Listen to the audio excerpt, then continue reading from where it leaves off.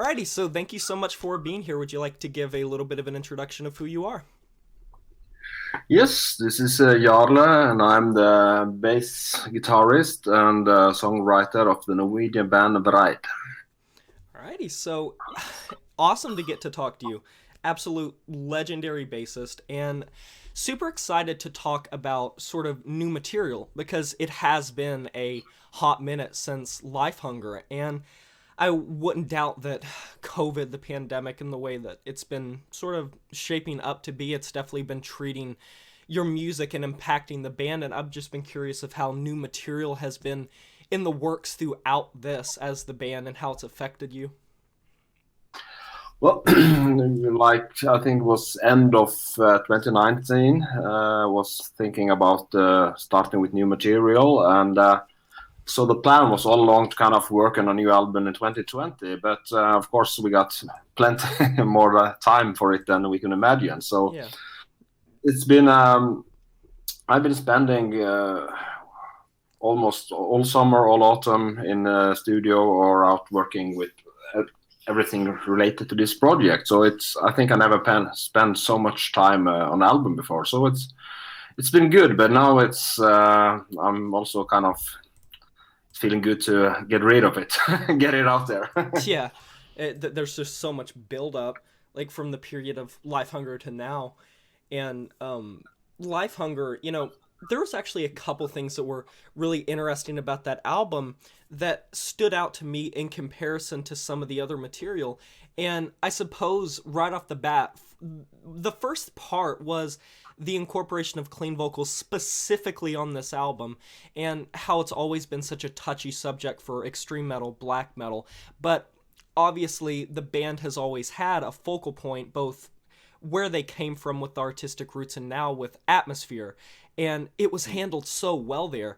I guess one thing I was curious about, not only leading into new material but on Life Hunger, is how does the process for the band go when it comes to incorporating atmosphere and clean vocals and cleaner sections as songwriting?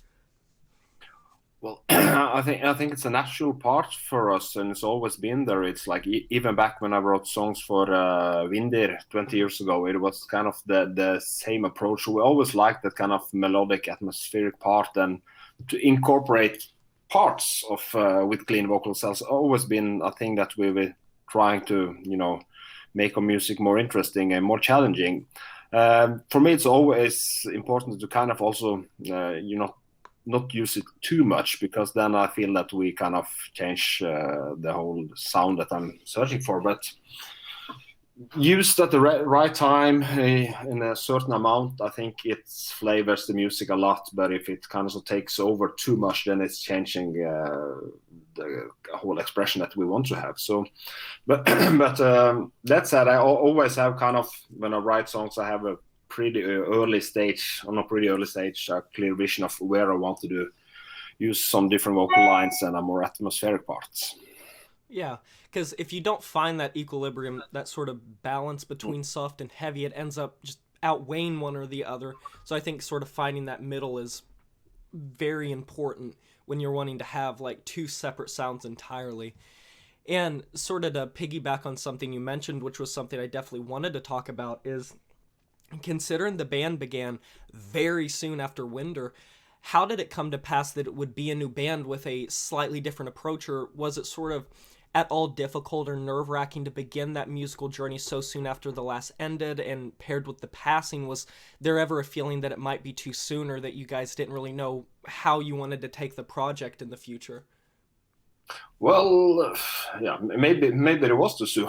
Who knows? But it was the only thing on my mind at that time was to kind of keep writing music. So it was a way of coping of what had happened. It was a way of kind of shutting the world outside out and kind of go into just keep on in our own little small universe. So for me, it was quite essential. And the thing is, with Windir was also kind of with the fifth album going, or the plan was going in a bit more stripped down direction, a bit more atonal songs and stuff like that. So there was like a slight change in the whole sound of Windir, and I think that that kind of reflected what was going on when we started Vreid. And since I had already written like 3, 4 or songs for what should have been on a Windir album, a lot of these ideas came out on Kraft. So it was like, in some ways, it was the natural shift that we were heading for with Windir at that time, but also for me it became important, at least on the first 2 albums, to kind of establish something new and kind of move a bit away from the sound from 1184 and Likverd on that time. Yeah.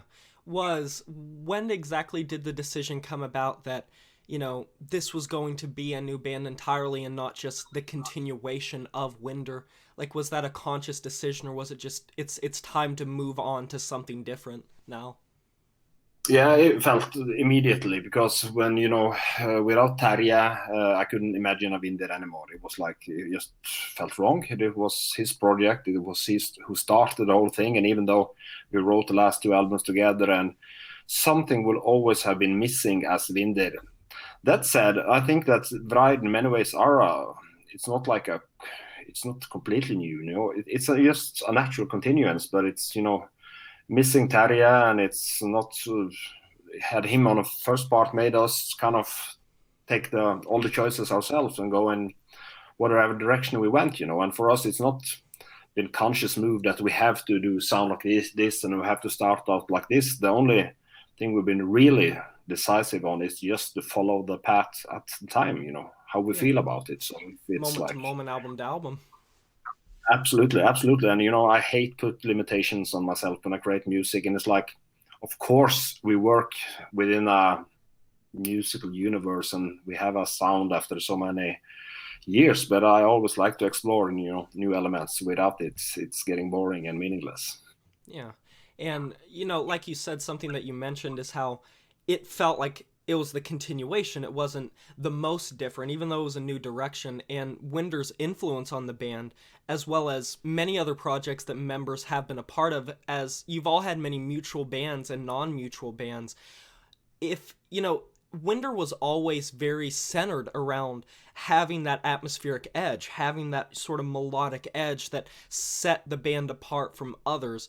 And nowadays, comparatively speaking, after all of these years, has Windir still had a massive influence and impact on how the songwriting process goes? Oh, absolutely. I think, because we were still quite young at the time, and when I started writing music for Windir together with Terje, that had already for many years shaped me and as a songwriter. And the way we worked together on those 2 albums had an enormous impact on how I kind of continued writing music.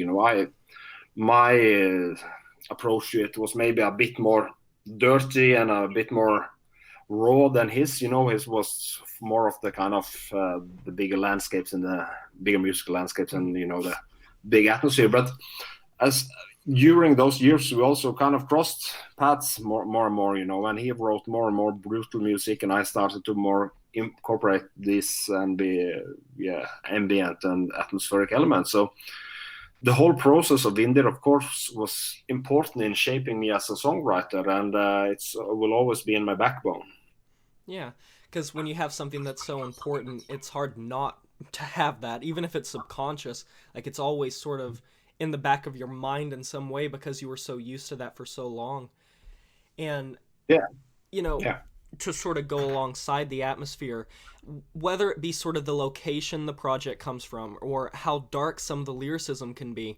Lyrically on albums like Lifehunger, or another that sticks out to me is V, there's such a beautiful focus on this combination of nature and bleakness that just really goes hand in hand nicely with the atmosphere. And while black metal has always been a genre that sort of enjoys nature, it's handled so tastefully, and all songs seem to tell this cohesive story. And I was wondering if that was intentional from album to album. Well, absolutely. I appreciate what you're saying there. It's something that I put a lot of effort into, and for me, it's been history and philosophy, and nature has been like the 3 key things that gets me in a writing mood. And it's like this kind of nature is a good thing for me to put in perspective how small we are, or how small our lives actually are at the time being, but also a very, very strong reminder and fire of to do absolutely what you want whenever you want to do it. That's kind of been the guidelines in my lives. And this kind of have this nature to set you in this mood and use it as a perspective and a guide for life. It's been very interesting. But of course, the written words, reading books and studying philosophy and history is also essential, because if you just walk in nature, it's like that's the primal side of you, but you also need kind of to use your imagination and your brain. You need the cerebral side.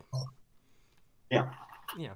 And sort of going hand in hand with the songwriting, as a bassist, it's sometimes an overlooked and sort of undervalued part of black metal, one that you sometimes will just hear blend into the background or get mixed out of a mix, or just not be valued to the level and to the degree it should. But in both bands and all the projects you've been a part of, it's always so prominent and crusted, and it doesn't just feel like another guitar, but its own separate entity and its own thing for a mix. And as a bass player, are there any specific influences that drive you, or when it comes to writing a lick or a section, what really goes into the bass work specifically? Because it's something that really does fascinate me in black metal. Yeah. Again, I appreciate what you are saying here, and that's, as you said, been important for us even back from the Windir days. You can hear it very, very clear. The bass lines can. It was produced so beautifully, like it was right there. Yeah, and I think for me, it's always been the bass. It's like in so many metal bands or black metal bands, as you say, they're just like a copy of the guitar, more or less. Yeah, it just fades into the background. It sounds like a gritty guitar. That's it. It's not its own thing. And yes, and other times it can be overplayed. They're all over the place. And it's like that also kind of takes focus for me. For me, it's like the bass is, when I listen to the Bowie, to Alice Cooper, to the Beatles, to those bands, how they use bass as a foundation and build a song around. I think that's what inspires me, how they can use it. Because very often, if you can simplify it enough, that's when you get the bass through in the music. If it's trying to steal too much of what the melodies and what they're creating, it's like, in my eyes, it's not really working. So you need a groove with the drums, and you need kind of, how can it shine through in the music without trying to steal from the guitars. That's kind of the key thing. And so when it comes to bass lines, I very rarely look to metal bands, because I think so many metal bands have really boring bass guitars. But then again, you can listen to bands like, of course, Metallica in the early days. What Cliff Burton did, completely amazing. Mm-hmm. Some of the Death albums, have amazing bass stuff, and especially the earlier albums, I think they're quite primitive. They're just so well set in the music. So yeah, there's a common trend that good bass work really can build an album. Yeah, I think so too. But then again, if it's just a lot of distortion and sounds like a guitar, it gets boring. And if it's like all over the place and killing the rest of the song, it gets boring. And for us, that's always been important with most instruments, like even with drums. I think that it's important to try and find new angles and new stuff, but also to be able to limit yourself. There's so many things that Steingrim wanted, if he wanted to overplay and show I'm the best drummer in the world and whatever, but that's not what it's all about. It's about kind of finding the right element for it and let the song breathe. Yeah. That just sort of going back to that, like it has to have a middle ground. If it's all the time heavy or all the time just atmospheric, you end up just having an album that's not interesting and doesn't really have that depth and texture to it. So it's important to find that middle. Oh yeah, I think that's always been the key. I like to have the variation in an album, to how to build it with intros, when to have the heavy, the faster songs, and all that kind of connection. For me, it's like so important to kind of. If you're putting on too much on it, it's like we have to sometimes take things away to make it, stronger. Yeah. And moving forward, sort of going in line with songwriting and lyricism, for future plans for the project, this upcoming album that the band's going to come out with, what was really the driving force for that record, and what should people expect from the band going into that album for you guys? Where to begin? Total madness, I have to say. It's the most insane, ambitious project we ever started. Well, we actually been doing is that we started with an album and writing some ideas. Then I got up this. I wanted to make a concept album with a storyline. So it's like following this one character throughout the whole album and his journey. And then we did this live stream in the summer and used a producer that has done some music videos before. And we had been discussing it for a couple of months, maybe do something extra, do 2 or 3 or 4 music videos. And then I came up with the idea, why don't we just make music video for all the songs and connect it to one story, and we make one big movie out of it. So that's what we've done. We've actually made a music video for each of the tracks on the album, and they're also going to be connected so you can see the whole album as a movie. And I think that's given a great extra dimension to the whole project. So this is going to be very exciting to see how people are going to receive this. For me, it's been like, I think we've spent more hours on this album in total than maybe like 4 of the 5 previous ones together. So it's been crazy. Yeah, it definitely sounds like it with all those influences, and with the movie. That's going to be insane. Like a whole album that's going to be in the form of a movie. I can't imagine what that's going to look like, and I can't wait to see artistically what you guys came through with. Were there any specific influences going into this album that was different than usual, or something separate that you wanted to do sound-wise at all? Sound-wise, it's like, I think it's extremely varied. We have one song there, or a couple of songs, but especially one song which is the absolute blackest, fastest, ugliest song we've ever done. And there's a couple of songs that's really more, downbeats, and one of them is different vocal style, very heavy but slow. So it's a very rich and varied album, and also by kind of creating a whole movie for an album, that inspired me even more to give more elements to the music. I started to see how people going to see this movie, how are they going to see the songs, and that kind of also triggered to change some musical elements during the process. So that was what was so extremely inspiring and rewarding, working with an album that you work with lyrics, you work with the design, you work with the sound and songwriting, and now we also got this movie part coming. And for me, it's like trying to bring out a vision of how the songs look in my head, and I have this amazing producer that's willing to work day and night for 6 months with it, and it's so we're very satisfied, and it's going to be interesting to see how people are going to react to something like this. Yeah, and I can't wait, and I bet you're excited to eventually tour it, like, most likely, I would assume, because I would assume COVID has just fucked that sideways. Yeah, the plan was like last year to do a lot of festivals and a couple of shows here and there, and then focus on the album. But of course, the only thing we did was the streaming event, and we actually did one show in Oslo under like limited capacity and stuff like that.